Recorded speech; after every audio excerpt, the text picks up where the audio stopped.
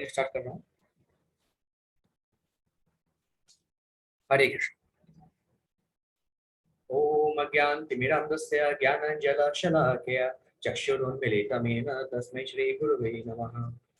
नमो विष्णुपादाय कृष्णपृष्ठाय भूतले श्रीमते भक्तिवेदान्ते स्वामी इति नामिने।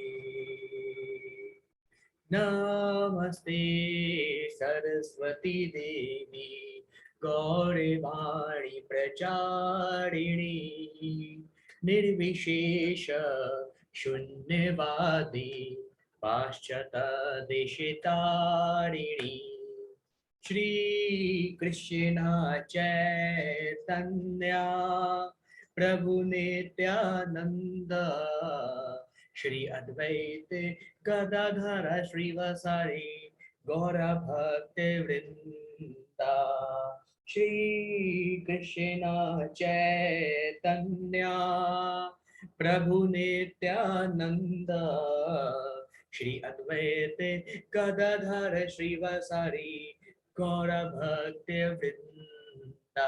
हरे कृष्णा कृष्ण कृष्ण हरे हरे हरे रामा राम राम हरे हरे। हरे कृष्णा हरे कृष्णा हरे हरे हरे राम राम राम हरे हरे। हरे कृष्णा कृष्ण कृष्ण हरे हरे हरे रामा राम राम हरे हरे। हरे कृष्णा कृष्ण कृष्ण हरे हरे हरे राम राम राम हरे हरे। हरे कृष्णा कृष्ण कृष्ण हरे हरे हरे राम राम राम हरे हरे। हरे कृष्णा कृष्ण कृष्ण हरे हरे हरे राम राम राम हरे हरे। हरे कृष्णा कृष्ण कृष्ण हरे हरे हरे राम राम राम हरे हरे। हरे कृष्णा कृष्ण कृष्ण हरे हरे हरे राम राम राम हरे हरे। कृष्णा कृष्ण कृष्ण हरे हरे हरे राम राम राम हरे हरे। हरे कृष्णा कृष्ण कृष्ण हरे हरे हरे राम राम राम हरे हरे।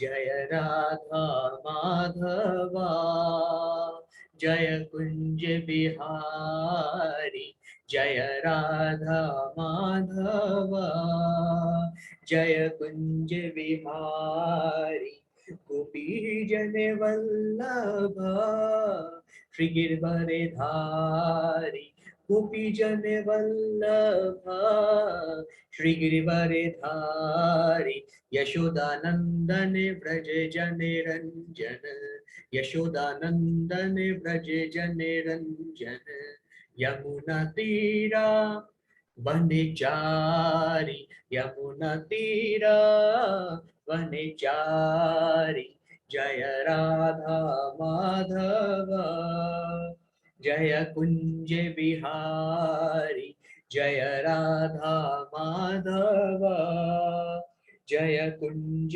बिहारी। हरे कृष्णा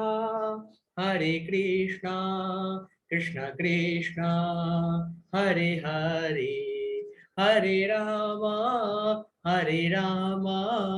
राम राम हरे हरे। हरे कृष्णा कृष्ण कृष्ण हरे हरे हरे रामा राम राम हरे हरे। हरे कृष्णा हरे कृष्णा कृष्णा कृष्णा हरे हरे हरे राम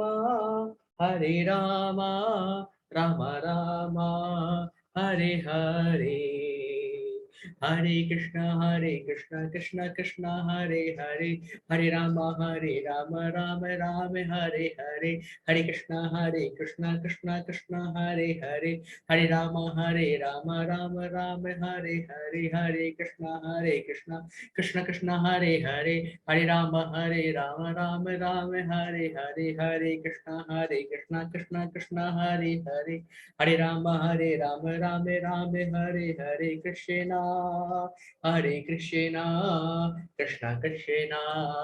हरे हरे हरे राम राम राम हरे हरे हरे कृष्णा कृष्ण कृष्ण हरे हरे हरे राम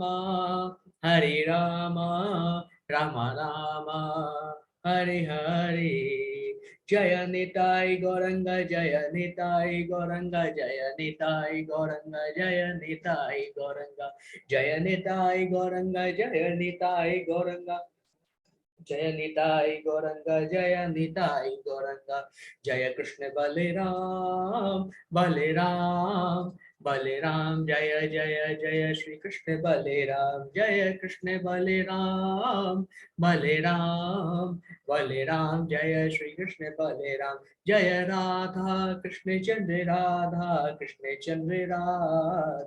जय राधा कृष्ण चंद्र राधे जय राधा कृष्ण चंद्र राधे जय जय श्रीला प्रभुपाद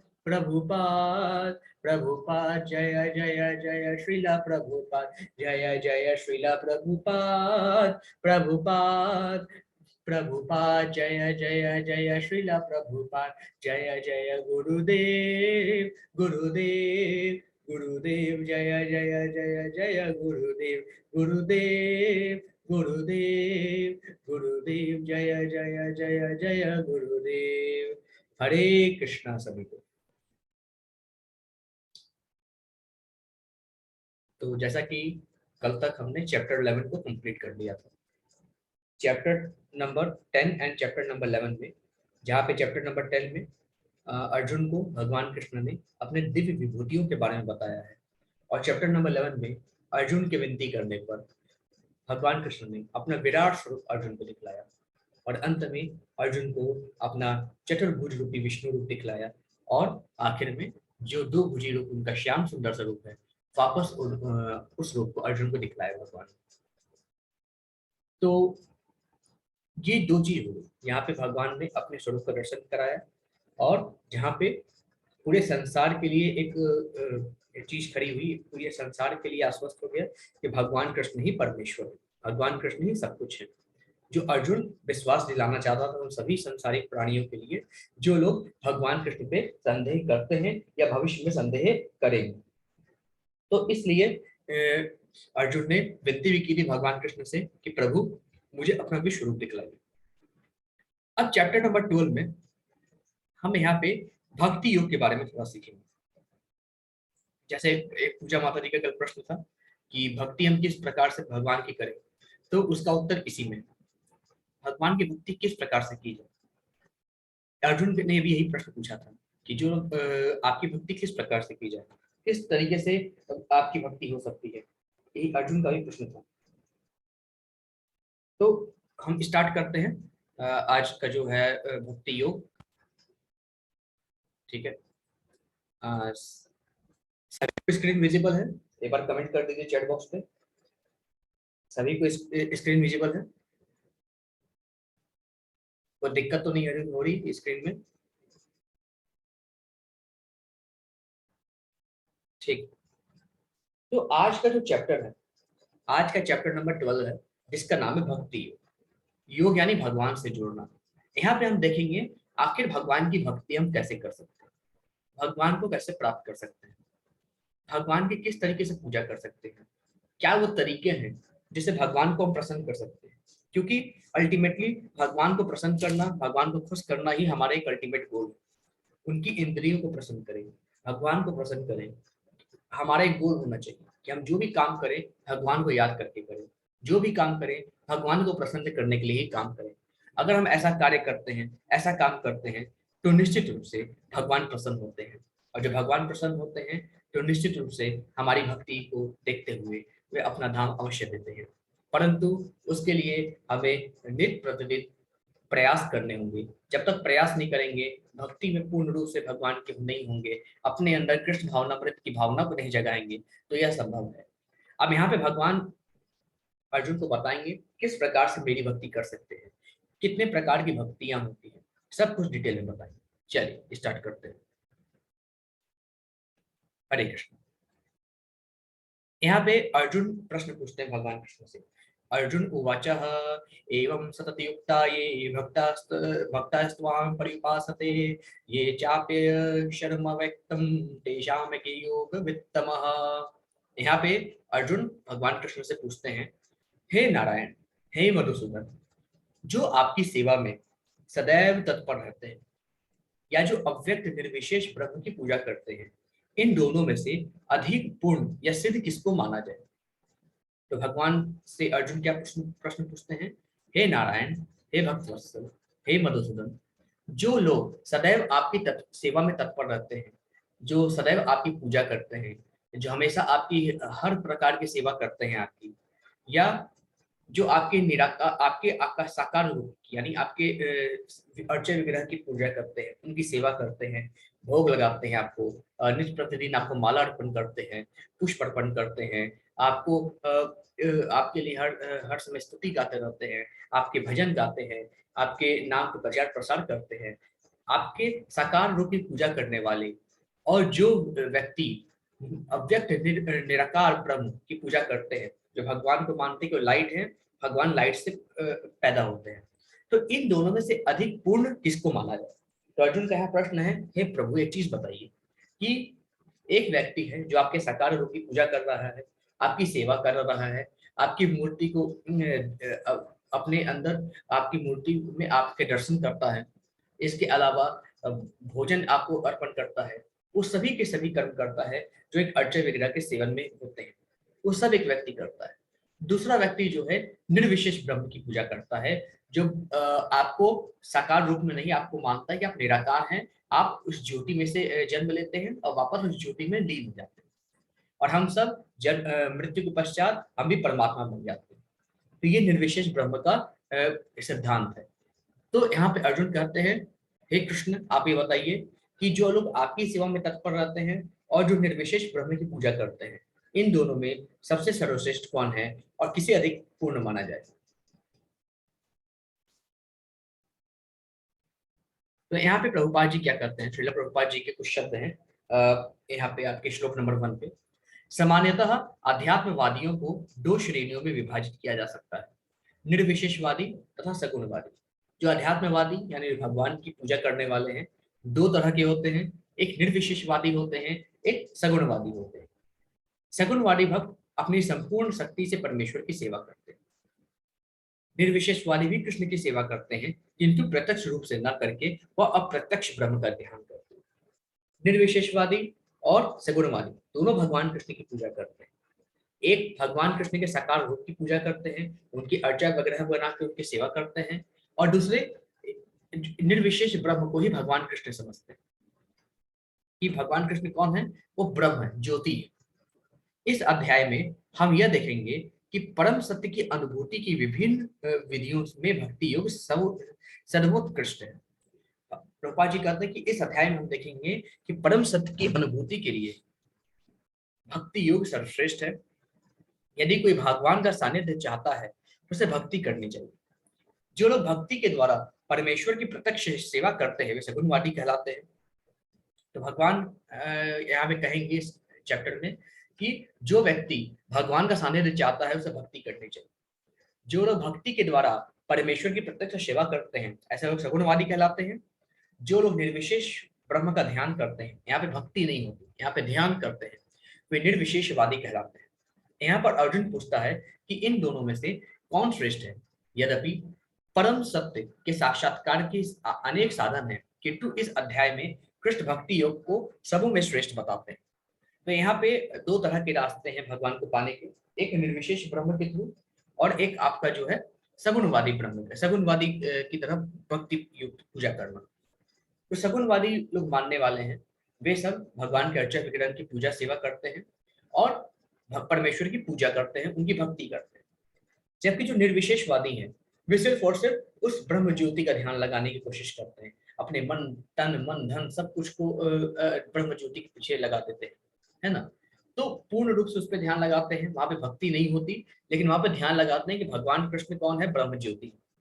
तो अर्जुन यहाँ पे प्रश्न पूछता है कि इन दोनों में से सर्वश्रेष्ठ कौन है, और हम देखेंगे इस अध्याय में भगवान कृष्ण ने भक्ति को सर्वश्रेष्ठ बताया। अभी 9 प्रकार की भगवान की सेवा है, जिसको नवदा भक्ति भी कहते हैं। ध्यान से आप सब ये सब देखिएगा, ये नवदा भक्ति है।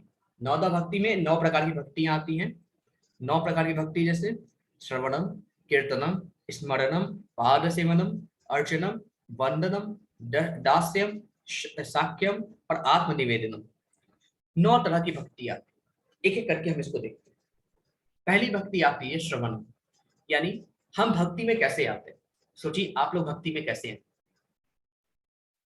कहीं ना कहीं सोशल मीडिया पे आपने देखा होगा, आंखों के माध्यम से, कानों के माध्यम से आपने कुछ देखा होगा या सुना होगा, यानी आपने श्रवण किया उस चीज को, आपने अंदर आत्मसात किया कि हाँ इस्कॉन के द्वारा भगवत गीता की कथा हो रही है या भगवत गीता के बारे में बताया जा रहा है।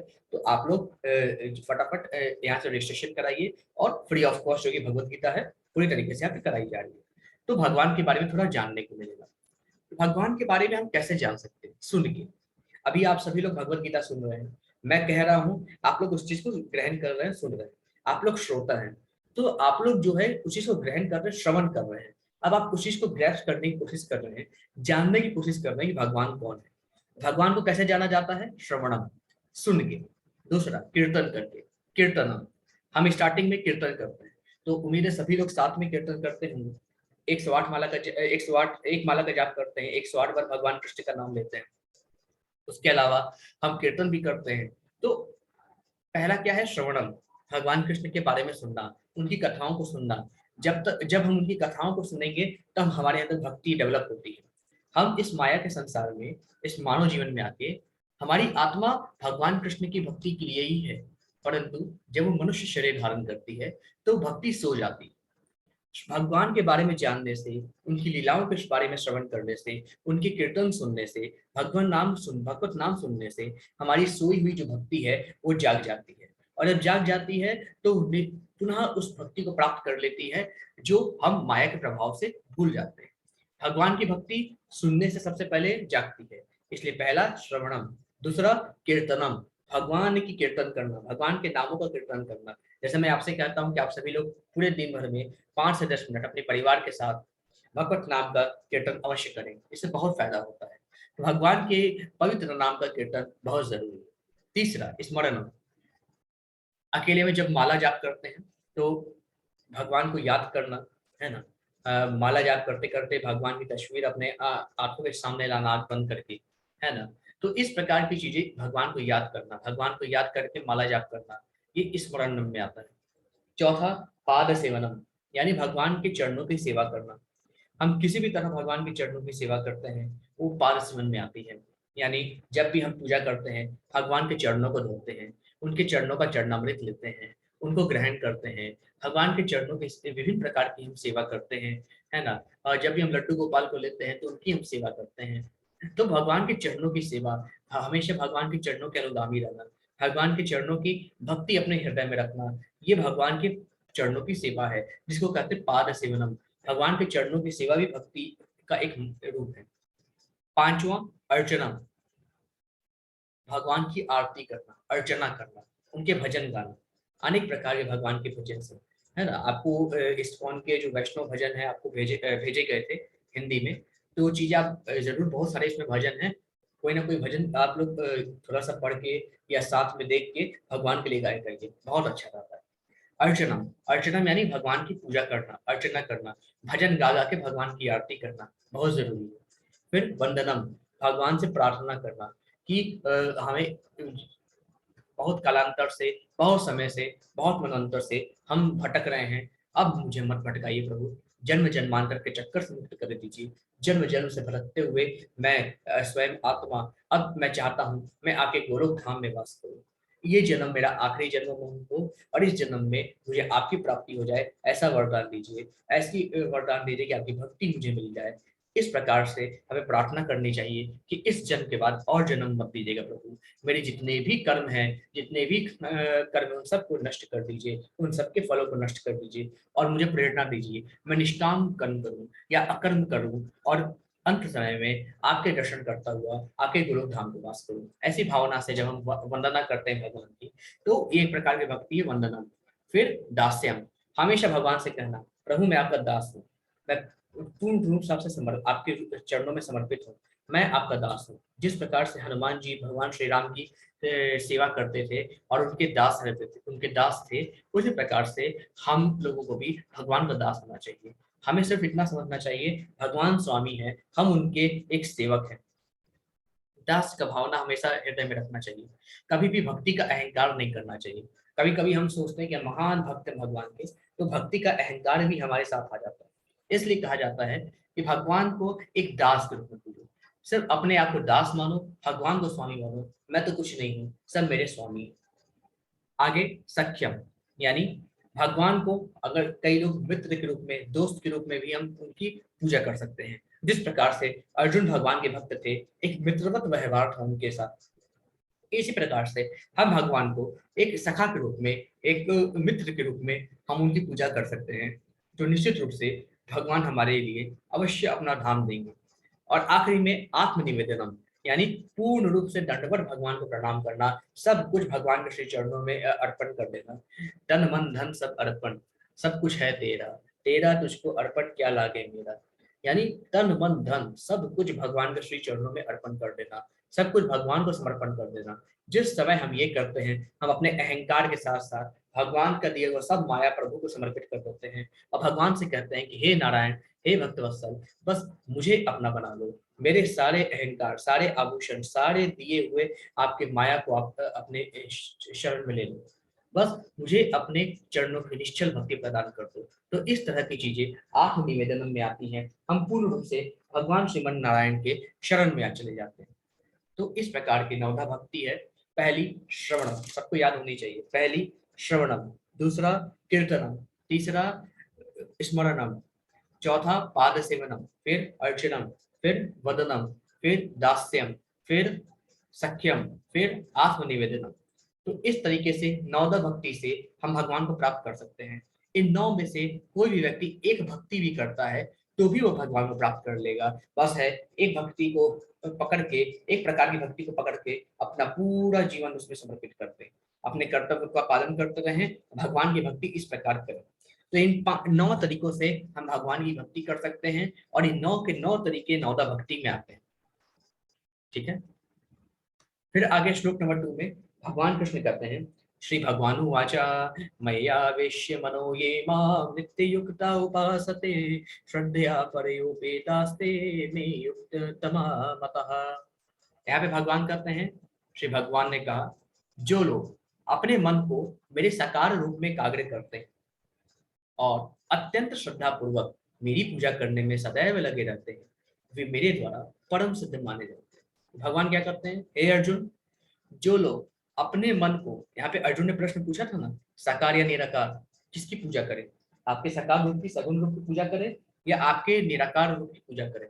भगवान ने कहा, जो लोग अपने मन को मेरे साकार रूप में एकाग्र करते हैं और अत्यंत श्रद्धा पूर्वक मेरी पूजा करते हैं, उनमें लगे रहते हैं, वह मेरे द्वारा परम सिद्ध माने जाते हैं। तो भगवान ने स्पष्ट कहा, जो मेरी पूजा साकार रूप में करते हैं वही परम सिद्ध हैं, वही मेरे परम भक्त हैं, उनके अलावा कोई नहीं।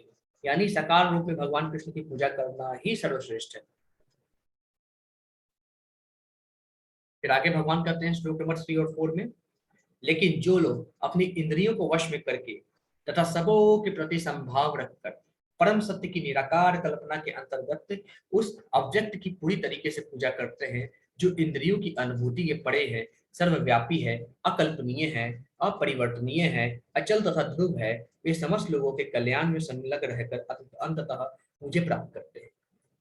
भगवान ने सबसे पहले क्या कहा कि जो लोग साकार रूप में मेरी पूजा करते हैं, अपने मन को मेरे साकार रूप में लगाते हैं, तो उन लोग जो है बहुत सिद्ध माने जाते हैं। ऐसे लोग सिद्ध पुरुष माने जाते हैं, ऐसे लोग मेरी भक्ति में सर्वश्रेष्ठ माने जाते हैं। ऐसी भक्ति श्रेष्ठ होती है।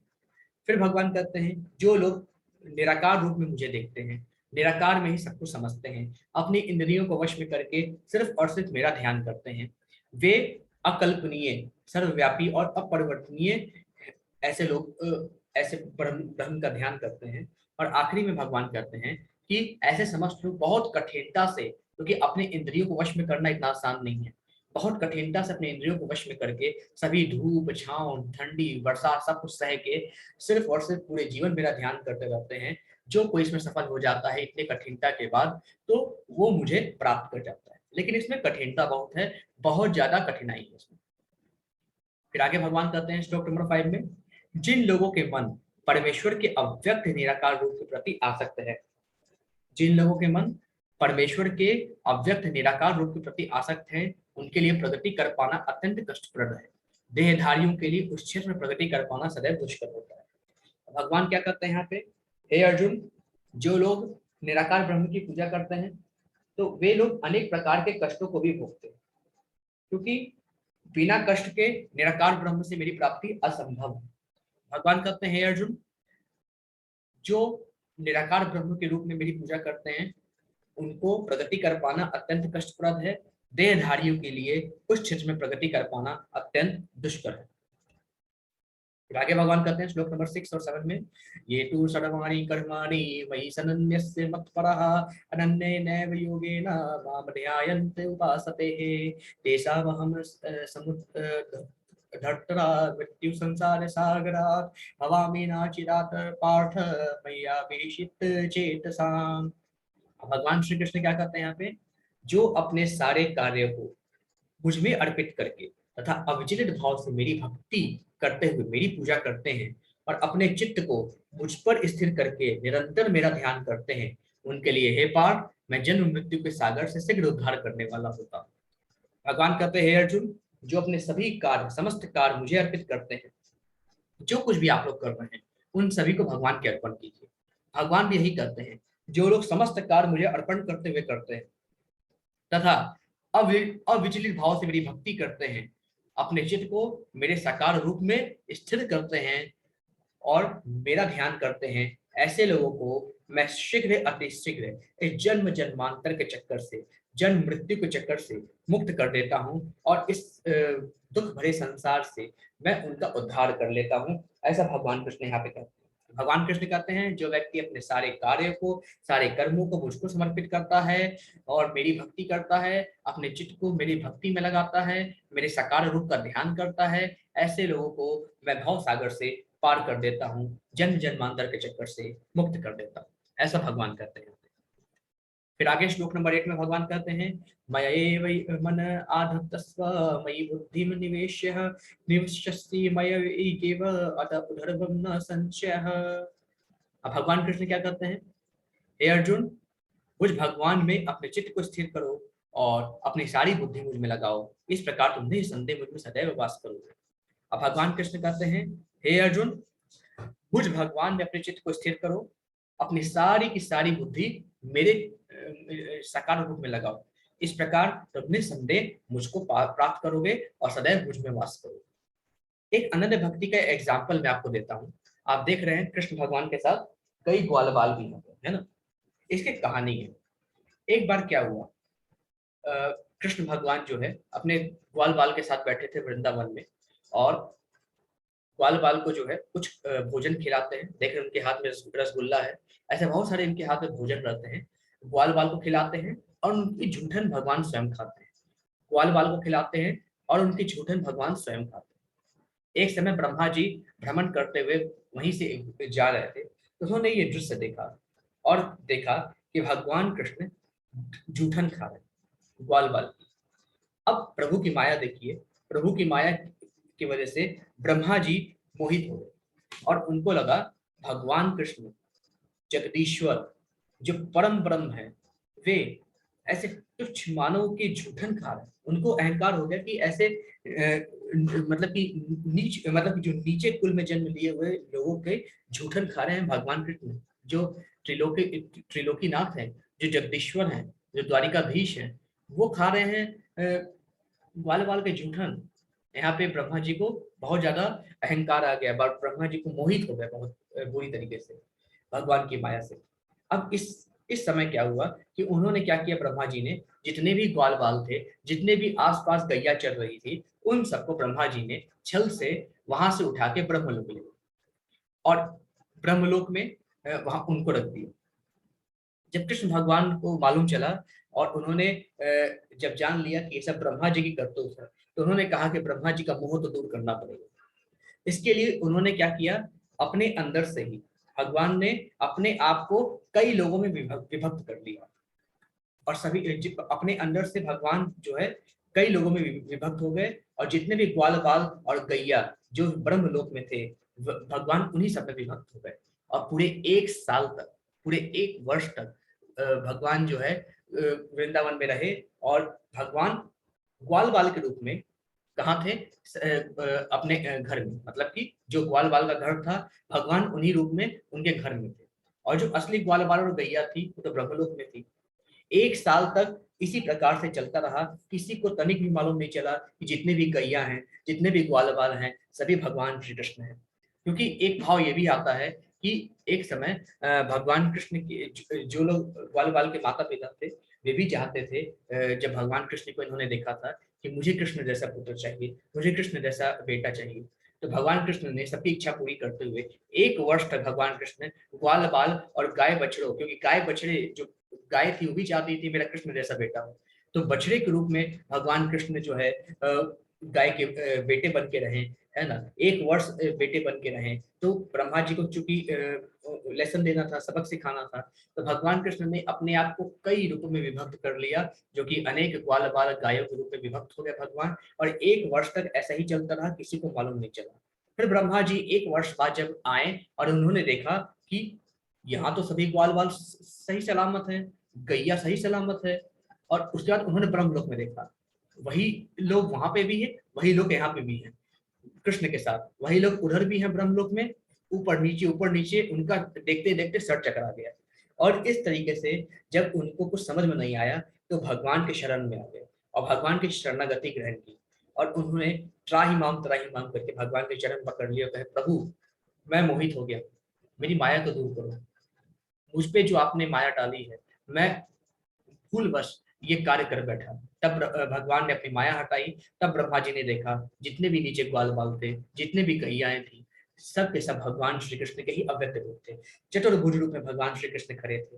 ये सब देख के ब्रह्मा जी की आंखों से आंसू नहीं रुक रहे थे।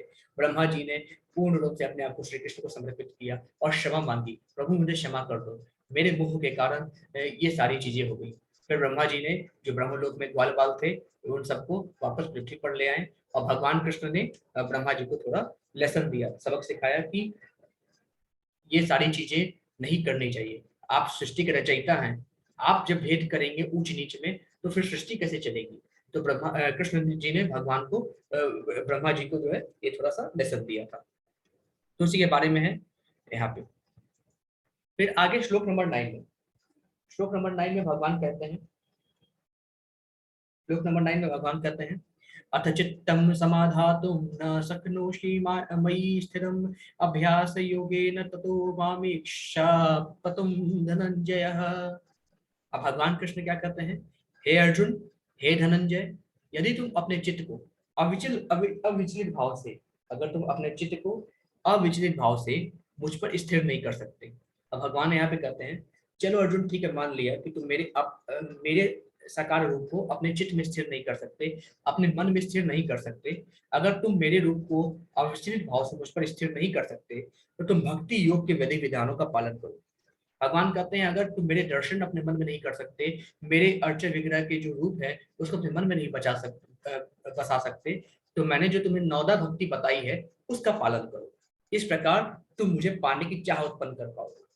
भगवान कहते हैं अगर तुम मेरे दर्शन मन में नहीं कर पा रहे तो जो 9 भक्ति में से कोई भी एक भक्ति कर लो, तुम मुझको ही प्राप्त करोगे। फिर आगे भगवान कहते हैं यदि तुम भक्ति योग के विधि विधानों का भी अभ्यास नहीं कर सकते, अब कई लोग ऐसे होते हैं जो 9 भक्ति भी नहीं कर सकते, भगवान कहते हैं कि अगर तुम भक्ति योग के जो विधि विधान है उसका भी पालन नहीं कर सकते, तो हे मेरे अर्जुन, मेरे लिए कर्म करने का प्रयत्न करो, क्योंकि मेरे लिए कर्म करने से तुम पूर्ण अवस्था को प्राप्त होगे। फिर भगवान कहते हैं हे अर्जुन, अगर तुम भक्ति योग भी नहीं कर सकते, 9 भक्ति भी नहीं कर सकते, तो जो भी काम करो बस मुझे याद करके काम करो और कुछ मत करो, ऐसे भी तुम मुझको प्राप्त कर जाओगे। सोचिए भगवान कृष्ण ने कितना सरल विधि बताया है पूजा करने का। हे अर्जुन, अगर तुम मेरा दर्शन अपने चित्त में नहीं कर सकते, मन में नहीं कर सकते, तो 9 भक्ति का पालन करो। 9 भक्ति नहीं कर सकते, अपने काम करो, अपना कार्य करो, मुझे याद करके काम करो, तो भी तुम मुझको पा जाओगे। फिर आगे भगवान कहते हैं अथैतप्यसक्तो असि कर्तुम मद्योग्रमाश्रितः सर्वकर्म फल त्यागम ततः कुरु यतात्मवान। भगवान कृष्ण श्लोक नंबर 11 में कहते हैं अगर आप इस चेतना में काम करने में असमर्थ हैं, अगर आप मुझे अपने कार्यों में मुझे याद भी नहीं कर सकते, तो अपने काम के सभी परिणामों का त्याग कर देने की कोशिश करें और आत्मस्थित होने की कोशिश करें।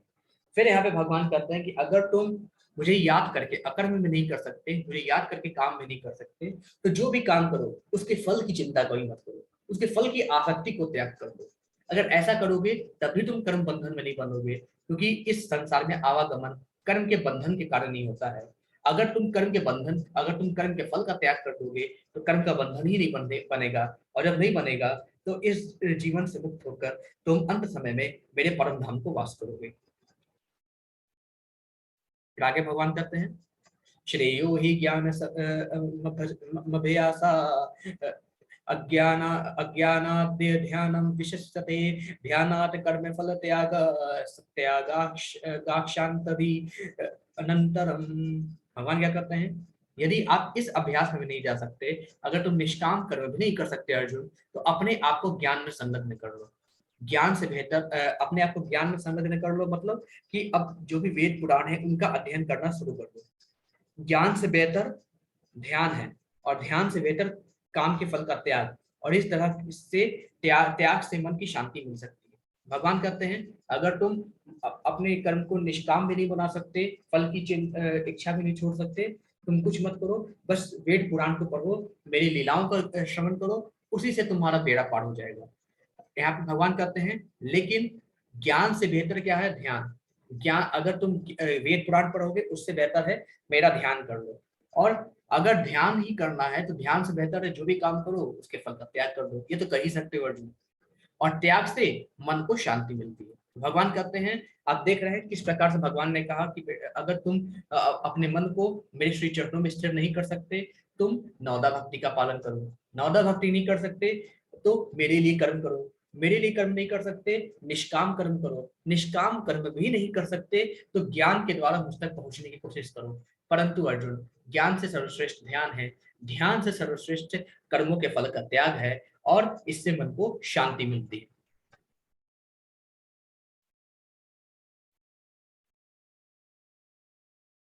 ठीक है।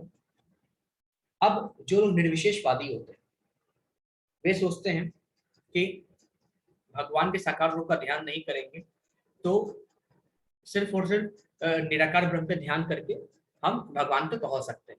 अब जैसे एक साधु सन्यासी, वो सोचता है मैं पहाड़ों पर जाऊंगा और ब्रह्म पर ध्यान केंद्रित करूंगा, लेकिन क्या ये आसान है क्या?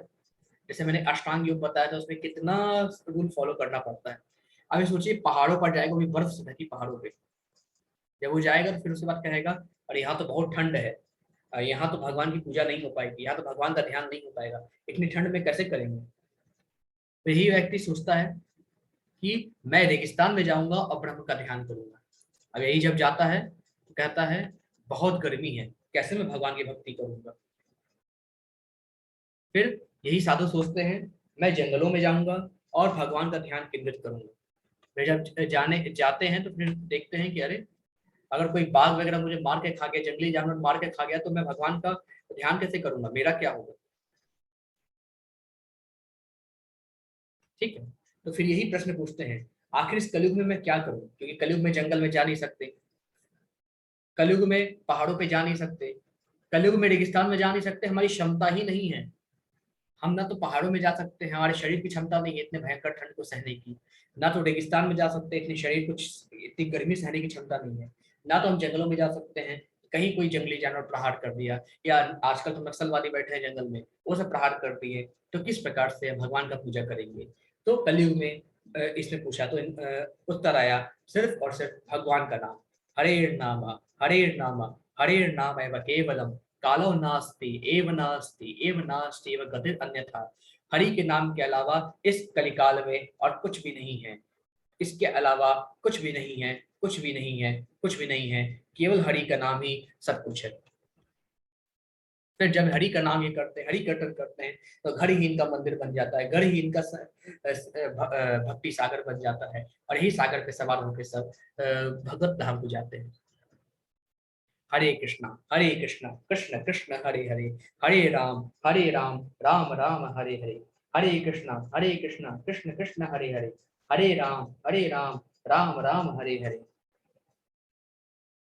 फिर आगे भगवान श्लोक नंबर 13 और 14 में बोलते हैं, जो किसी से द्वेष नहीं करता, द्वेष यानी जो व्यक्ति किसी से घृणा नहीं करता, लेकिन सभी जीवों का दयालु मित्र है, जो अपने को स्वामी नहीं मानता और मिथ्या अहंकार से मुक्त है, जो सुख दुख में संभाव रहता है, सहिष्णु है, सदैव आत्मसंतुष्ट रहता है, आत्म संयमी है, तथा जो निश्चय के साथ मुझ में मन तथा बुद्धि को स्थिर करके भक्ति में लगा रहता है, ऐसा भक्त मुझे अत्यंत प्रिय है। तो भगवान क्या करते हैं, हे अर्जुन, जो व्यक्ति कभी किसी से घृणा नहीं करता, कभी किसी से द्वेष नहीं करता, सभी लोगों का दयालु मित्र है, जो अपने को सेवक मानता है, स्वामी नहीं मानता, और हर तरह के अहंकार से मुक्त है, जो सुख दुख को समान समझता है, जन्म मरण को समान समझता है, यश अपयश को समान समझता है, जो सहिष्णु है, जो असहिष्णु नहीं है, सहिष्णु है, सदैव आत्मसंतुष्ट रहता है, किसी से कंपेयर नहीं करता, भगवान ने जो उसको दिया है भगवान का प्रसाद समझकर उसको स्वीकार करता है, भगवान की भक्ति करता है, जो आत्म संयमी है, तथा जो निश्चय के साथ भगवान की श्री चरणों में अपने मन और बुद्धि को स्थिर करता है, भगवान की भक्ति करता है, तो ऐसा व्यक्ति भगवान कहते हैं मुझे अत्यंत प्रिय। कैसा व्यक्ति, जो कभी किसी से घृणा नहीं करता, जो दयालु है, जो कभी अपने आप को स्वामी नहीं मानता, जो अहंकार से रहित है, सुख दुख जन्म मरण यश अपयश को समान समझने वाला, सहिष्णु है, आत्म संतुष्ट रहने वाला, आत्म संयमी रहने वाला, और निश्चित रूप से भगवान के चरणों की नित्य प्रतिदिन सेवा करने वाला, भगवान को ऐसे भक्त बहुत प्रिय है। फिर भगवान आगे कहते हैं, जिससे किसी को कष्ट नहीं पहुंचता, तथा जो अन्य किसी के द्वारा विचलित नहीं किया जाता, जो सुख दुख में भय तथा चिंता में संभाव रहता है, वह मुझे अत्यंत प्रिय है। फिर प्रभु बोलते हैं, जो कभी किसी को दुख नहीं पहुंचाता, जो किसी के द्वारा विचलित नहीं होता, जो सुख दुख में भय और चिंता में एक समान रहता है, ऐसा भक्त, ऐसा व्यक्ति मुझे अत्यंत प्रिय है। फिर आगे भगवान बोलते हैं, हे अर्जुन, मेरा ऐसा भक्त जो सामान्य कार्यकलापों पर आश्रित नहीं है, सामान्य कार्यकलाप यानी जन्म मरण पे रोना धोना, सुख दुख पे आने पे अपने भाव को बदलना, जो सामान्य कार्यकलापों पर आश्रित नहीं है, जो शुद्ध है, दक्ष यानी गुरु दीक्षा लिया हुआ है, चिंता रहित है, समस्त कष्टों से रहित है, और किसी फल के लिए प्रयत्नशील नहीं रहता, मुझे अत्यंत अतिशय प्रिय है। भगवान कहते हैं, हे अर्जुन, जो भक्त सामान्य कार्यकलापों से, सांसारिक कार्यकलापों से मुक्त है, जो शुद्ध है, जो दक्ष है, जो सभी चिंताओं से रहित है, जो समस्त कष्टों से रहित है, और कभी किसी फल के लिए वह व्यक्ति प्रयत्नशील नहीं होता, नहीं रहता, ऐसा भक्त मुझे अत्यंत प्रिय है। ऐसा भगवान यहाँ पे कहते हैं। फिर आगे प्रभु कहते हैं, हे अर्जुन, जो व्यक्ति कभी न हर्षित होता है, न शोक करता है, न पछताता है, न इच्छा करता है, न शुभ और अशुभ दोनों प्रकार की वस्तुओं का परित्याग कर देता है, ऐसा भक्त मुझे अत्यंत प्रिय है। भगवान कहते हैं, हे अर्जुन, न तो जो कभी हर्षित होता है, न शोक प्रकट करता है, न कभी पछताता है, न किसी चीज की इच्छा करता है, शुभ और अशुभ सभी चीजों को त्याग देता है, ऐसा भक्त भगवान को अत्यंत प्रिय है। एक प्रहलाद का उदाहरण ले लीजिए, जिसके पिता हिरण्यकश्यपु बहुत बलशाली राक्षस था, जो कि भगवान विष्णु से द्वेष रखते थे, घृणा करते थे, लेकिन उन्हीं के कुल में प्रहलाद जी का जन्म हुआ, जो कि महान विष्णु भक्त थे। तो भगवान विष्णु की भक्ति करते रहते थे, जो कि इनके पिता हिरण्यकश्यप को पसंद नहीं था। तो हिरण्यकश्यप ने अनेक बार प्रहलाद को समझाने की कोशिश की, परंतु वो नहीं माने। फिर हिरण्यकश्यप ने प्रहलाद को अनेक प्रकार से मार देने की कोशिश की। कभी अनेक हथियारों से प्रहलाद पर चलाने के लिए अनुमति दी, कभी हाथी के पैर से कुछ चलवाने की अनुमति दी, कभी प्रहलाद को ऊंचे ऊंचे पहाड़ों से फेंक दिया, कभी कभी खौलते हुए तेल में प्रहलाद को डाल दिया, कभी उनकी बहन हिरण्यकशिपु की बहन होलिका आग में लेकर बैठ गई प्रहलाद को। लेकिन कहते हैं ना, जाखो राखे साइया मार सके ना कोई। भगवान के भक्त को कभी कुछ हो नहीं सकता। अनेकों प्रकार यत्न दिए गए, एक जेल में बंद कर दिया गया जहाँ पे अनेकों प्रकार के विषैले सर्प थे। हर जगह सिर्फ और सिर्फ प्रहलाद को मारने की कोशिश की गई, परंतु भगवान नारायण का हमेशा सुरक्षा कवच बनकर प्रहलाद की रक्षा की है। क्योंकि जब भी कोई भक्ति करता है, शुद्ध भक्ति करता है, भगवान हर प्रकार से उसकी रक्षा करते हैं। बस हमें भगवान पे विश्वास होना चाहिए, हमें भगवान के नाम पे पूर्ण विश्वास होना चाहिए, भगवान पर पूर्ण विश्वास होना चाहिए कि मेरे प्रभु है तो मुझे क्या हो सकता है, और हो भी गया तो जीवन तो प्रभु का ही है, प्रभु के श्री चरणों में चला जाऊंगा। लेकिन भगवान का नाम, भगवान के भक्ति को कभी नहीं छोड़ना। तो प्रहलाद जैसे एक उदाहरण है जहाँ पे अनेकों कष्ट उसको दिए गए उनके पिता द्वारा, लेकिन वो डिगा नहीं, अंत में उनकी भक्ति ने विजय हासिल की। यहाँ पे नरसिंह भगवान प्रकट होकर हिरण्यकशिपु का वध करते हैं, प्रहलाद की रक्षा करते हैं और समस्त संसार को दुख से मुक्त करते हैं। तो प्रहलाद की भक्ति से इतना कुछ चेंज आ गया, जहाँ पे हम देख सकते हैं कि किस प्रकार से भगवान की भक्ति से प्रहलाद ने जगत को सिखाया कि भगवान की भक्ति का कोई उम्र नहीं होता। छोटी उम्र में भगवान की भक्ति करे और भगवान पे विश्वास करे तो अवश्य भगवान हर चीज में हमारा साथ देते हैं। फिर आगे भगवान कहते हैं श्लोक नंबर 18 और श्लोक नंबर 19 में, हे अर्जुन, जो मित्रों और शत्रुओं के लिए समान है, मतलब कि जिनके लिए दोस्त और दुश्मन दोनों एक ही हैं, जो मान तथा अपमान, शीत तथा गर्मी, सुख तथा दुख, यश तथा अपयश में संभाव रखता है, जो दूषित संगति से सदैव मुक्त रहता है, जो सदैव मौन और किसी भी वस्तु से संतुष्ट रहता है, जो किसी प्रकार के घर बार की परवाह नहीं करता, जो ज्ञान में दृढ़ है, जो भक्ति में संलग्न है, ऐसा पुरुष मुझे अत्यंत प्रिय है। भगवान कहते हैं अर्जुन, जो दोस्त और दुश्मनों में समान व्यवहार रखता है, जो मान अपमान, सुख दुख, यश अपयश, गर्मी सर्दी सब में एक भाव रखता है, जो बुरी संगति से दूर रहता है, जो ज्यादातर समय मौन रहता है, ज्यादा बोलता नहीं है, किसी भी वस्तु की आकांक्षा नहीं करता, हर समय संतुष्ट रहता है, जो किसी भी प्रकार की, मेरे पास बंगला हो, गाड़ी हो, नौकर हो, चाकर हो, घर बार की परवाह से हमेशा मुक्त रहता है, जो ज्ञान में दृढ़ है और सदैव भगवान की निश्चल भक्ति करते रहता है, ऐसा व्यक्ति भगवान को अत्यंत प्रिय है, ऐसा भगवान कहते हैं। फिर आखिरी में भगवान कहते हैं श्लोक नंबर 20 में, ये तो धर्मामृतमृतम यथोक्तम परिपासते श्रद्धाना मत परमा भक्तास्ते अतीव में प्रिय। तो भगवान कहते हैं जो इस भक्ति के अमर पथ का अनुसरण करते हैं और जो मुझे ही परम लक्ष्य बनाकर चरम लक्ष्य बनाकर श्रद्धा सहित पूर्ण रूपेण संलग्न रहते हैं, वे भक्त मुझे अत्यधिक प्रिय। भगवान कहते हैं हे अर्जुन, जो इस भक्ति के अमर पथ का अनुसरण करते हैं, जो मुझे ही अपना चरम लक्ष्य बनाकर श्रद्धा सहित पूर्ण रूपेण संलग्न रहते हैं, वे भक्त मुझे अत्यंत प्रिय हैं। अब ये देख रहे हैं बहुत बड़े भक्त है भगवान के, बहुत एक गोस्वामी है, बहुत बड़े भक्त हैं, लेकिन इनकी आंखें नहीं थी। भगवान की भक्ति करते थे और इनकी भक्ति में इनके जो भजन गाते थे, इनके भजन में इतनी मोहिनी थी कि भगवान कृष्ण स्वयं उपस्थित होकर इनके भजन सुनते थे, इतनी मोहिनी थी। तो जब भक्त की ऐसी भावना होती है और जब भक्त ऐसे होते हैं तो भगवान को स्वयं आना पड़ता है अपने भक्त के लिए। तो इसलिए हमारी भक्ति भी इसी तरीके से होनी चाहिए। कम से कम हम नौदा भक्ति की एक भी टाइप उठा ले, एक भी भक्ति को अगर हम पूरे जीवन भर पालन करें तो निश्चित रूप से हमारा कल्याण अवश्य होगा। फिर इस चैप्टर के लिए प्रभुपाद जी के कुछ शब्द हैं, कुछ सुने। इस अध्याय में परम सत्य की जो निराकार धारणा वर्णित है, उसकी संतुष्टि उस समय तक के लिए की गई है जब तक मनुष्य आत्म साक्षात्कार के लिए अपने आप को समर्पित नहीं कर देता। दूसरे शब्दों में, जब तक उसे शुद्ध भक्ति की संगति करने का अवसर प्राप्त नहीं होता, तभी तक निराकार की धारणा लाभप्रद हो सकती है। परम सत्य की निराकार धारणा में मनुष्य कर्म फल के बिना कर्म करता है और आत्मा तथा पदार्थ का ज्ञान प्राप्त करने के लिए ध्यान करता है। यह तभी तक आवश्यक है जब तक शुद्ध भक्ति की संगति प्राप्त न हो। सौभाग्यवश यदि कोई शुद्ध भक्ति से में सीधे कृष्ण भावनामृत में संलग्न होता है तो उसे आत्म साक्षात्कार के इतने सोपान पार नहीं करने होते। भगवत गीता के मध्य में 6 अध्यायों में जिस प्रकार भक्ति का वर्णन हुआ है वो अत्यंत हृदयग्राही है।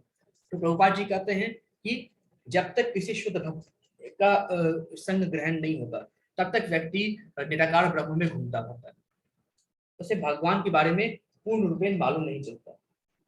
लेकिन जब एक शुद्ध भक्त की शरण ग्रहण हो जाती है, शुद्ध भक्त के संलग्न में आ जाते हैं, तो शुद्ध भक्त के द्वारा भगवान की गाई हुई कथा, शुद्ध भक्त के द्वारा भगवान के बारे में बताया हुआ ज्ञान ही इंसान को साकार रूप में सगुण गुणी बनाता है। और यही सगुण गुणी भक्त ही भगवान के समीप जा सकते हैं, आत्म साक्षात करके करके भगवान को प्राप्त कर सकते हैं। ये प्रभुपाद जी यहाँ पे करते हैं। हरे कृष्ण सभी को। तो ये चैप्टर यहीं पे एंड हुआ। अभी कुछ चीजें आपको और बतानी है। जैसे कि आप सब इस्कॉन बेंगलुरु से जुड़े हुए हैं, ठीक है, तो आज आपका लगभग 12 चैप्टर कंप्लीट हो गया है। तो इन 12 चैप्टर में हमने बहुत कुछ देखा है। अब चूंकि आप एक संस्थान से जुड़े हैं जहाँ पे आप भगवान कृष्ण के बारे में बहुत सारी चीजें आप भक्ति कर रहे हैं, यहाँ से आपको सारी चीजें बताई जा रही हैं जिससे आप सब भगवान कृष्ण के बारे में जान सकें। अब चूंकि आप भगवान के बारे में जान रहे हैं, जिस तरीके से हम सबका एक कर्तव्य है कि भगवान के बारे में जानकर भगवान तक पहुंचे, इसी तरीके से हमारा एक और कर्तव्य है कि हम भगवान के नाम का प्रचार प्रसार करें, भगवत नाम का प्रचार प्रसार करें।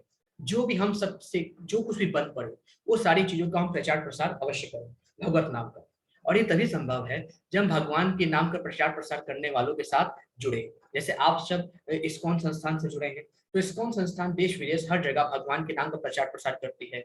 जितने भी किताब लिखी जा रही है भगवान के प्रभुपाद जी के द्वारा जो भी लिखे गई है, उन सबको पूरे विश्व भर में फैलाना, उसका प्रिंटिंग का काम करना, साथ ही में कई मंदिर का निर्माण चल रहा है, मायापुर में निर्माण चल रहा है, बेंगलुरु में निर्माण चल रहा है, कई जगह मंदिरों का निर्माण चल रहा है, इस्कॉन द्वारिका का निर्माण चल रहा है। तो कई जगह भगवान के मंदिरों का निर्माण चल रहा है, कई जगह गौशाला भी बनाई जा रही है।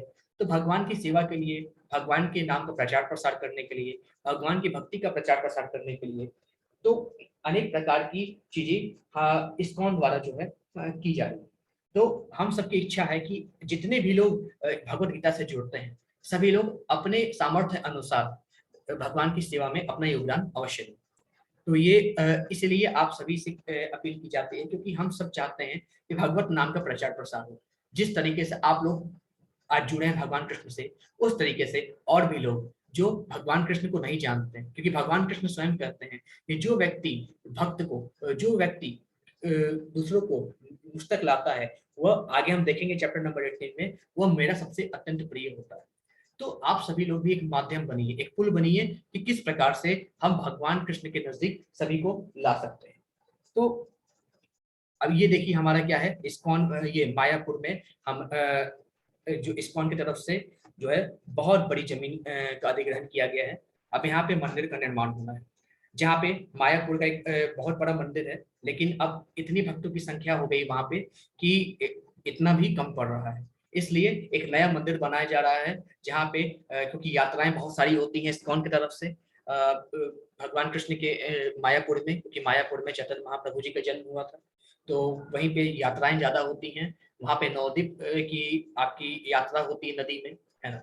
उसके अलावा कई भक्तजन आते हैं, तो वहाँ पे जगह कम पड़ा है, इसलिए अब हम एक नए मंदिर का निर्माण करवाने जा रहे हैं इस्कॉन की तरफ से। तो वहाँ पे आप सभी लोग जो भी भक्तगण हैं, जो भी सामर्थ्य अनुसार आप अपनी सेवा दे सकते हैं। और सबसे अच्छी बात है आज एकादशी है, और एकादशी के दिन सेवा देना सबसे उचित कार्य माना जाता है। भगवत नाम के लिए जो भी सामर्थ्य हो अपने हिसाब से हम सेवा दे सकते हैं। मंदिर निर्माण में अगर हम एक ईटा भी अगर अपने हिसाब से रखते हैं, अपने तरफ से एक ईटा भी अगर हम ईट भी अगर हम मंदिर निर्माण में देते हैं, तो वो भी कई गुना फल देने वाला होता है। क्योंकि हमें फल की इच्छा नहीं करनी है, हम अपना कर्तव्य करना है। तो भगवत नाम के प्रचार प्रसार के लिए जिस प्रकार से हम सब कार्य कर रहे हैं, आप सभी लोग उसी कार्य से निश्चित रूप से जुड़े। देख सकते हैं नाम निष्ठा दास प्रभु जी, ठीक है, ये नाम निष्ठा दास प्रभु जी हैं। और जितने भी जो इस्कॉन बेंगलुरु के जो भी लोग हैं, इस्कॉन बेंगलुरु के, Namneshwar Das Prabhu ji, president of the ISKCON Bengaluru, और जितने भी भक्तजन हैं, सभी के सभी लोग इस पूरे के पूरे जो मंदिर का निर्माण है उसमें सहायता दे रहे हैं। ये सभी के सभी, जब मंदिर का निग्रहण हो गया था तो उस समय की तस्वीर है। तो जितने भी नामनेश्वर दास प्रभु जी के अलावा जितने भी भक्तजन हैं जो मंदिर में सेवा देते हैं, वे सभी हैं। और साथ में हम सभी लोग मिलके भगवत नाम के प्रचार प्रसार के लिए इसमें जितना बढ़ चढ़ के सहयोग दें उतना बेहतर है। क्योंकि जो चीज आप तक पहुंचाई जा रही है, भगवत गीता पहुंचाई जा रही है, श्रीमद् भागवतम पहुंचाई जा रही है, लेवल 2 लेवल 3 ये सब का कोर्स सब कुछ आपको फ्री ऑफ कॉस्ट दिया जा रहा है, उन सब के लिए भी एक सेवा है। क्योंकि अगर हम कोई चीज फ्री दे रहे हैं तो ये आप सब भक्तों की ही ताकत है।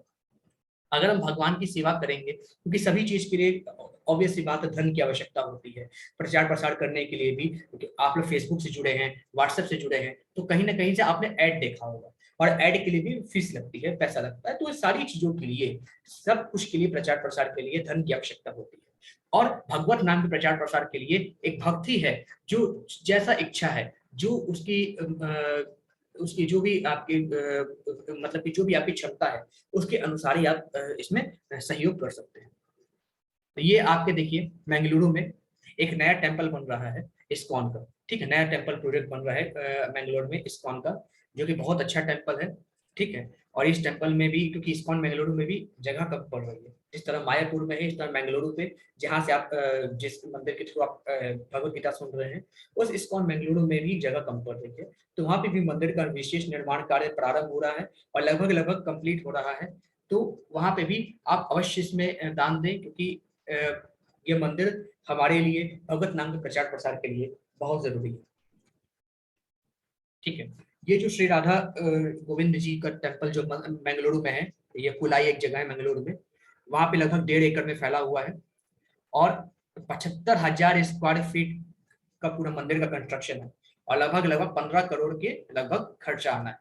तो सभी भक्त लोग मिलके इसकी मतलब कि सेवा कर रहे हैं, जो भी श्रद्धा अनुसार, जो भी इच्छा अनुसार, और जैसा सामर्थ्य अनुसार सभी लोग सेवा कर रहे हैं। 5,000 स्क्वायर फीट में टेम्पल का हॉल होगा, आनंद हॉल होगा, गोविंद का रेस्टोरेंट होगा, यहाँ पे अन्न क्षेत्र होगा, जहाँ पे निरंतर जितने भी साधुगण हैं उनकी सेवा चलती रहेगी, जितने भी संत हैं उनका सेवा चलती रहेगी। यहाँ पे किचन भी होगा, गौशाला भी होगा, गेस्ट रूम होगा, जो लोग आते हैं ठहरना भी चाहें टेम्पल में, अगर आप सभी लोग इस्कॉन बेंगलुरु आए, आप सभी लोग भी इस्कॉन बेंगलुरु में ठहरना चाहें, वहाँ पे कुछ समय बिताना चाहें, तो अवश्य आप गेस्ट रूम में रुक सकते हैं। अलग तरह के आश्रम है, ओपन एयर ऑडिटोरियम है, सेमिनार हॉल है, कल्याणी है। और अभी हम लोगों ने संकल्प लिया इस्कॉन बेंगलुरु का, तो इस्कॉन बेंगलुरु जो है जो टेम्पल बन रहा है लगभग लगभग 2024 तक बनकर तैयार हो जाएगा। तो आप लोग भी जब जब भी बेंगलुरु आए, अवश्य इस्कॉन बेंगलुरु आए और वहां पे अवश्य भगवान के दर्शन प्राप्त करें। आप सबके रहने ठहरने की व्यवस्था सब कुछ वहां पे होती है। तो चूंकि भक्त लोगों की संख्या बढ़ रही है, भगवान के नजदीक जो लोग आना चाहते हैं, कृष्ण तक जो लोग पहुंचना चाहते हैं, उनकी संख्या बढ़ रही है, इसलिए भी एक नए टेम्पल, एक नए मंदिर के निर्माण की अति आवश्यकता है। अब यहाँ पे कैसे कैसे सेवा देनी होती है, क्या क्या सेवा हम दे सकते हैं, तो आप सब एक ईंटे से शुरुआत कर सकते हैं। एक ईंटे की जो सेवा होती है लगभग 1,500 रुपए की होती है। 2 ईंटा देना चाहें 300 रुपए, 5 ईंटा दान करना चाहें 7500, 10 ईंटा 15,000। और से जो मिनिमम सेवा अमाउंट है 1500 पर ईंटा होता है। ये लिंक है, आप इस लिंक पे जाके, इस्कॉन बेंगलुरु की साइट है, आप ये लिंक है, आप जाके यहाँ से कर सकते हैं, या जो मैंने इस्कॉन बेंगलुरु की साइट बताई थी वहां पे भी जाके आप डोनेशन से क्लिक कर सकते हैं, या व्हाट्सएप पे भी आपको ये सारी की सारी लिंक आपको व्हाट्सएप ग्रुप पे शेयर कर दी जाएगी, तो भी आप यहाँ से जो है डोनेशन कर सकते हैं, ठीक है। इसके अलावा अगर कोई जमीन दान करना चाहता है, ठीक है, तो आप 1 स्क्वायर फीट का जमीन दान कर सकते हैं। 1 स्क्वायर फीट का लगभग 5,000 रुपए पड़ता है, 2 स्क्वायर फीट का 10,000 रुपए, 5 स्क्वायर फीट का 25,000 रुपए, 10 स्क्वायर फीट का 50,000 रुपए। तो स्क्वायर फीट के हिसाब से, चूंकि भूमि दान भी एक बहुत विशेष महत्व करता है। भूमि दान महादान होता है, उसी भूमि पे गौशाला सोचिए, उसी भूमि पे गौशाला के लिए जो गौ के लिए जो अन्न है वो उगाया जाएगा, वो भूमि हमेशा कई समय तक यूज होगा।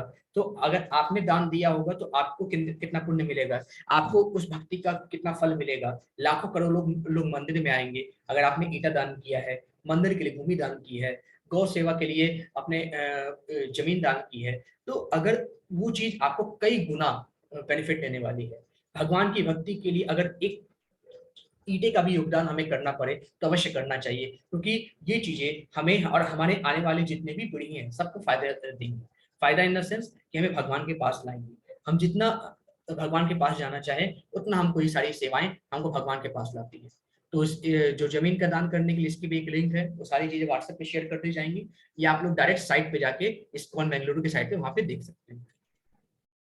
ठीक है, तो ये लगभग लगभग हमारी पूरी फैमिली है, आप देख सकते हैं यहाँ पे। अगर आप लाइफ इसमें लाइफ मेंबरशिप भी ले सकते हैं, आप चाहे तो इसमें लाइफ पैट्रन मेंबरशिप भी ले सकते हैं। तो इसमें क्या क्या मिलेगा आपको, एक आपको लाइफ मेंबरशिप कार्ड भी मिलेगा। जब भी आप इस्कॉन आएंगे तो इस्कॉन के किसी भी गेस्ट हाउस में आपको फ्री ऑफ कॉस्ट आप रह सकते हैं। और जो भी अगर फेस्टिवल, क्योंकि इस्कॉन में कई तरह के फेस्टिवल मनाए जाते हैं, हर फेस्टिवल में आप सम्मिलित हो सकते हैं। और जो श्रीमद् भागवतम की 18 कैंटों में लगभग 12 कैंटो 18 कैंटों में श्रीमद् भागवतम है, प्रभुपाद जी के द्वारा जो लिखी गई है, वो चीजें आपको सब कुछ फ्री ऑफ कॉस्ट मिलेंगी। आप लोग तीर्थ वगैरह भी कर सकते हैं। जब भी हम लोग कई दफा हम लोग मायापुर गए, अभी हाल में वृंदावन हम लोग गए थे, उसके पहले हमने मायापुर, अक्टूबर में मायापुर हम लोग गए थे। तो वहां पे भी आप लोग आ जा सकते हैं। कई तरह के सेमिनार्स होते हैं, कई तरह के स्पिरिचुअल लेक्चर्स होते हैं, आध्यात्मिक लेक्चर्स होते हैं, वहां पे भी आप अटेंड कर सकते हैं।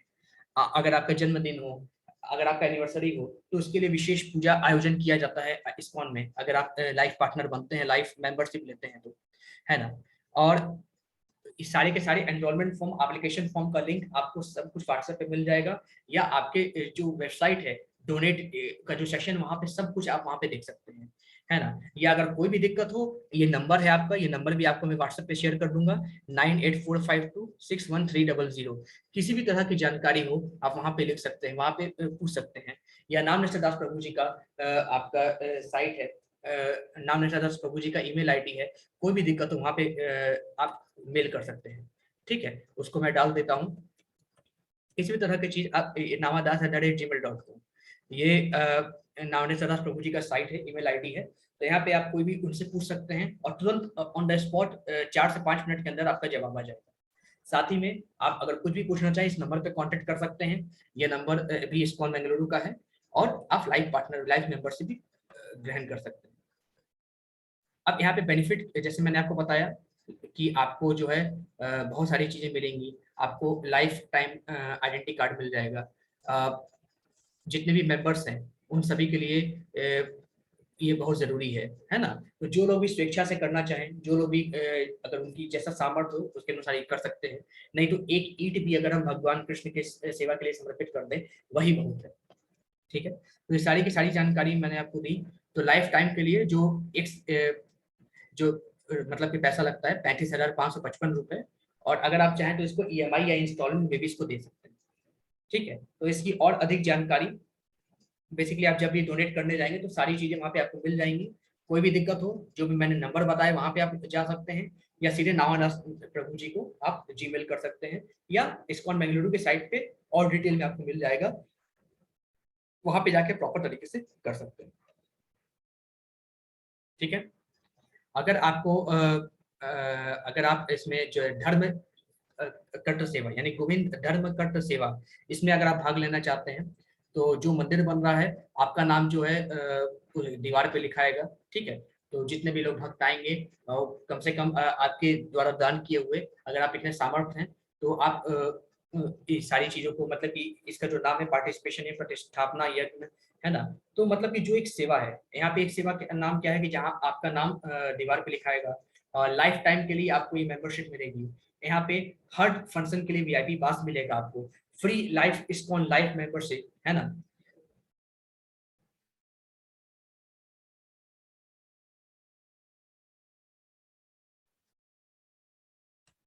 साथ में इसका जो सेवा अमाउंट है 1,08,000 है, इसको 3 साल में आराम से हर महीने आप जमा कर सकते हैं। तो इसका नाम है जो मंदिर निर्माण सेवा हो रहा है, तो आप इसमें भी भाग ले सकते हैं। ठीक है, अब जैसे मान लीजिए आपको 435.6 स्क्वायर फीट यानी 1 सेंट ऑफ लैंड अगर आपको डोनेट करना है, अगर आपके अंदर इतना सामर्थ्य है, अगर जिसके अंदर सामर्थ्य हो तो भी ये कर सकते हैं। अपना आपका नाम दीवार पे लिखा जाएगा, साथ में साथ आप जितने भी बेनिफिट्स होंगी जितने भी फंक्शंस होंगे सब में आप यहाँ पे मतलब कि भाग ले सकते हैं। इसका सेवा अमाउंट है 2,70,000 रुपए।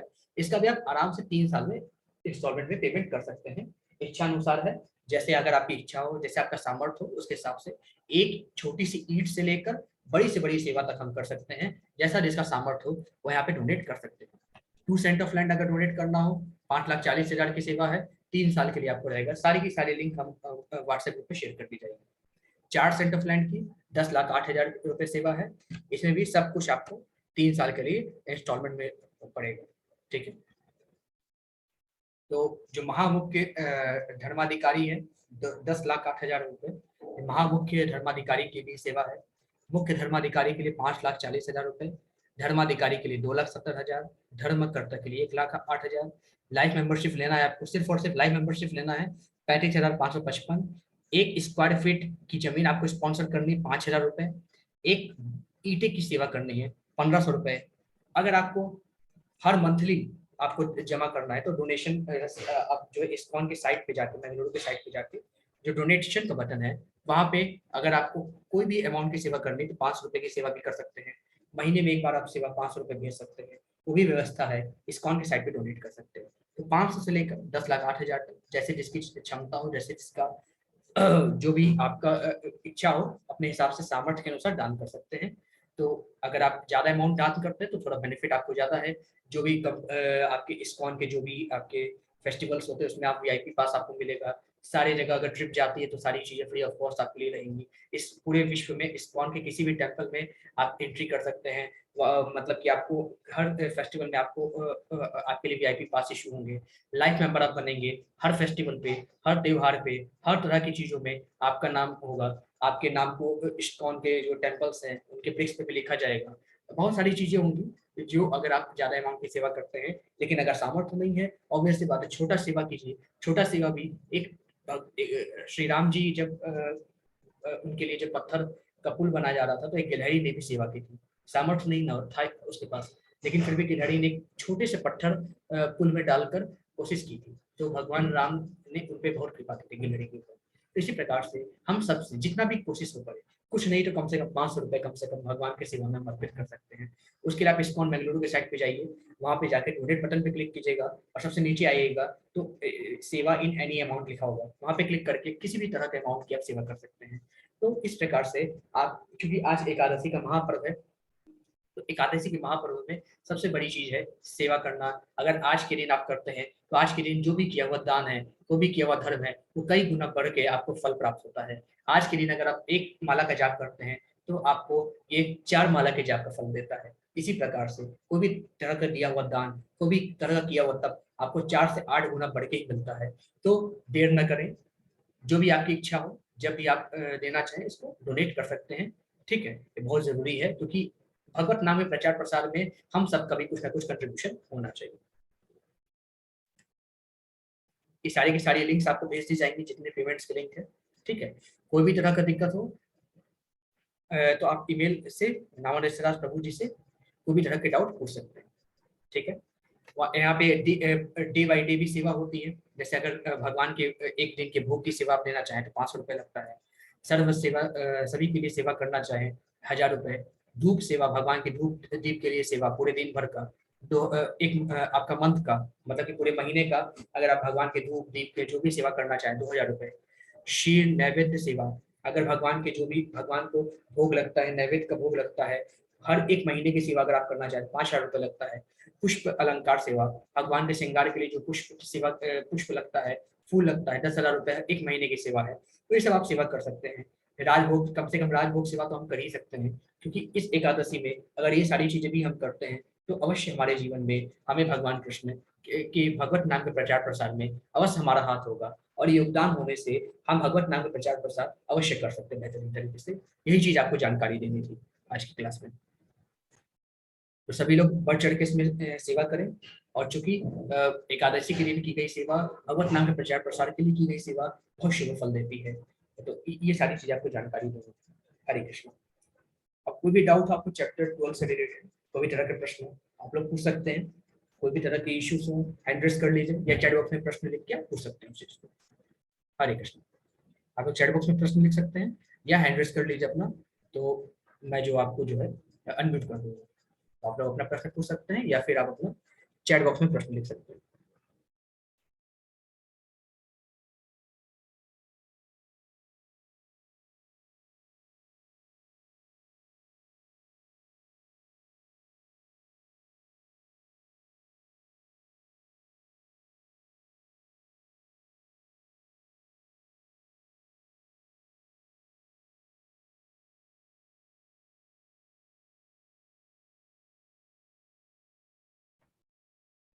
कोई प्रश्न, कोई क्वेश्चन हो तो आप लोग हैंड रेस कर सकते हैं और अपने प्रश्न पूछ सकते हैं, या आप लोग जो है चैट बॉक्स में अपने प्रश्न लिख सकते हैं। कोई अगर आपको दिक्कत हो, कोई प्रश्न पूछना हो तो आप लोग क्वेश्चन अपने चैट बॉक्स में लिख सकते हैं।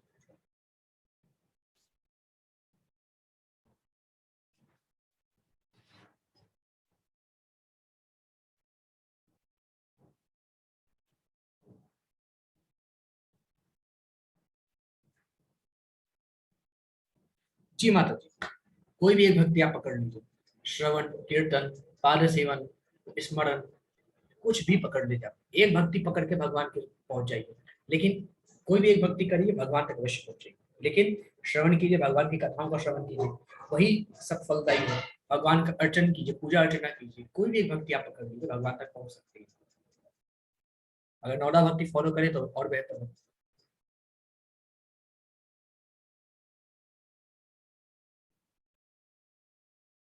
जी मैम। और कोई क्वेश्चन, कोई प्रश्न किसी के?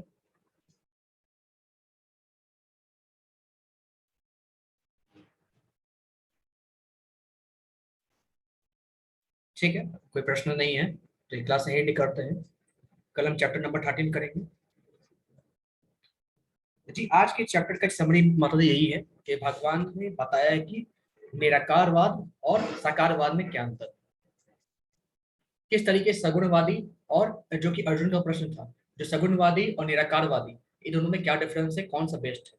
भगवान ने बताया जो मेरे रूप का ध्यान करते हैं, मेरे स्वरूप को अपने मन में धारण करते हैं, मेरी भक्ति करते हैं, वह सर्वश्रेष्ठ भक्ति है, और भक्ति सर्वश्रेष्ठ भक्ति है। और अगर ध्यान करके भगवान का हम पूजन करते हैं तो वो चीजें अत्यंत कष्ट प्रदायक है, कष्ट देने वाली है, हर कोई इसको नहीं कर सकता। भक्ति सेवा सर्वश्रेष्ठ सेवा है। जहाँ पे भगवान ने नौदा भक्ति बताई है, तो नौ नौ प्रकार से भक्ति कर सकते हैं। भगवान ने ये भी बताया है, अगर आप अपने मन को मेरे श्री चरणों में नहीं लगा सकते तो नौदा भक्ति का पालन कीजिए। नौदा भक्ति नहीं कर सकते, अपने कर्म में मुझे याद करके करिए। अगर अपने काम में मुझे याद नहीं कर सकते तो अपने काम के फल को त्याग दीजिए। वो भी नहीं कर सकते, ज्ञान का सहारा लीजिए। ज्ञान का सहारा, वैसे तो ज्ञान का सहारे से बढ़िया है ध्यान करना, ध्यान से भी बढ़िया है, ध्यान से भी बढ़िया है भगवान के लिए कर्म करना। तो यहाँ पे यही बताया गया है कि अपने मन को शांत करने के लिए, अगर हमें भगवान की भक्ति करनी है, हर प्रकार से भगवान ने यहाँ पे पूरी तरीके से आपको बताया है किस वे से, किस तरीके से भगवान की भक्ति कर सकते हैं। हर तरीका भगवान ने बताया है। ये नहीं कर सकते तो ये कीजिए, ये नहीं कर सकते तो ये कीजिए। अब हमारे ऊपर निर्भर करता है हम कौन सा तरीका चुन के भगवान कृष्ण तक पहुंच सकते हैं। इससे आसान तरीका मुझे नहीं लगता है भगवान कृष्ण तक पहुंचने के लिए कोई और होगा। तो बस यही इस चैप्टर का समरी है, जहाँ पे भगवान ने भक्ति सेवा का पूर्ण तरीके से विवरण किया है। ठीक है, तो अब कोई और प्रश्न तो है नहीं, इस क्लास को ही पेंड करते हैं।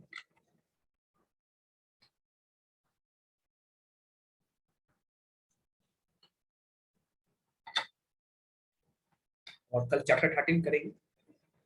ठीक है, तो हरे कृष्णा सभी को। और कोशिश अवश्य कीजिएगा सभी लोग कि कम से कम आज जो भी हमारी मिनिमम सेवा हो सके, अवश्य हम इस्कॉन में सेवा अवश्य करें। हरे कृष्णा सभी। हरे कृष्ण।